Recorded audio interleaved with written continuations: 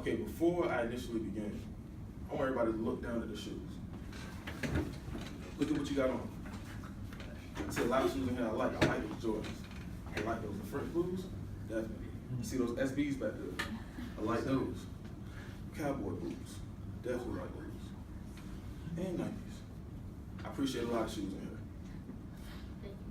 But the journey of life, whether it's maturity, success, retribution, is a rigorous yet worldwide experience for any person to experience. Well, to handle, actually. However, how can said journey be done without first walking up the steepest hills of trial and error? Take me, for instance. I've been through my fair share of troubles as well as tribulations, but I wouldn't have gotten as far as I have so far without walking miles with the shoes on my feet. These shoes represent the beginning of it all. Growing up, shoes pretty much represented the image that you wanted to portray to everybody. Basically, they were the first things, pretty much to my peers, that they looked at when they first looked at you. They didn't look at your eyes, they didn't look at your shirt, your jeans, they looked at your shoes. And that's pretty much where my love of shoes came into play.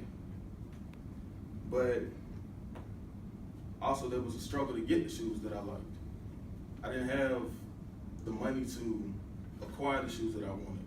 You know, Jordans, they were very expensive back when I was growing up, and I barely even had any. I would always try to make sure that I was up to date with what was in style, what was fashionable. Mostly I got that from my mother. She mostly kept me updated when I was so young that, I didn't understand what shoes truly meant. Shoes were generally seen as trophies. They were seen as holy grails on your feet. Whether they were Jordans, whether they were Nikes, whether they were Timbs, they were seen as something that symbolized you and how you were perceived to everybody. Whether they thought you were poor, whether they thought you were rich, that's how people looked at you. They didn't think about your personality. But my mother also didn't raise me to value materialistic things as far as shoes. She didn't raise me to value shoes more than my life, more than the food in my stomach, or the clothes on my back. She raised me to value the things that I needed in life, which were my family, the roof over my house, or the roof over my head, actually, and basically the people around me. Around 2010, I was in 6th grade. I was only about 12, and my mother lost her job, and it was because of the economy messing up, of course. And she lost her job, and of course we couldn't afford the things that we could afford before, which included these shoes. So she had to make the best of what she had. I was pretty much living off of her school money, and of course, I had a couple of times where I was disappointed in the fact that I couldn't afford the shoes that I truly wanted. But I had to sacrifice some things in order for me to live the life that I truly needed to live.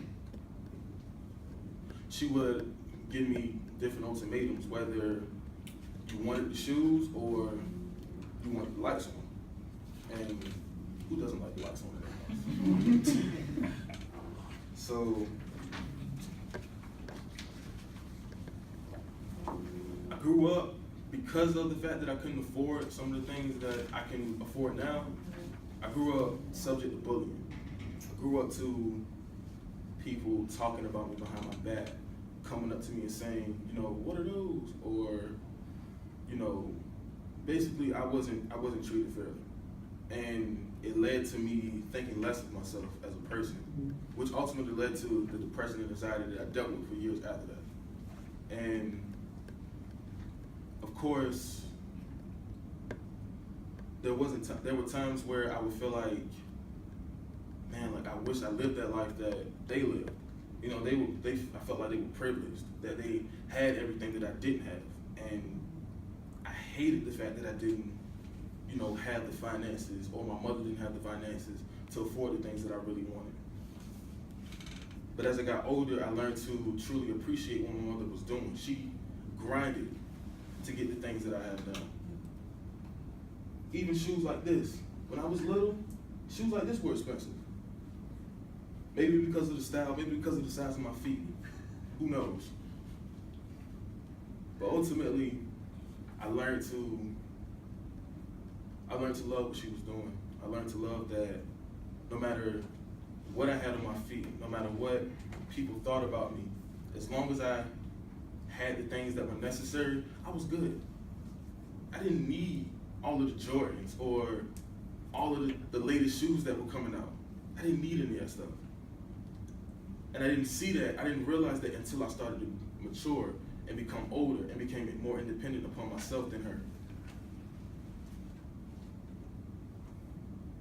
But then as I also got older, I began to lose sight of that as well. Once I got my first job about 2 years ago, I was able to afford the things that I'm accustomed to affording now.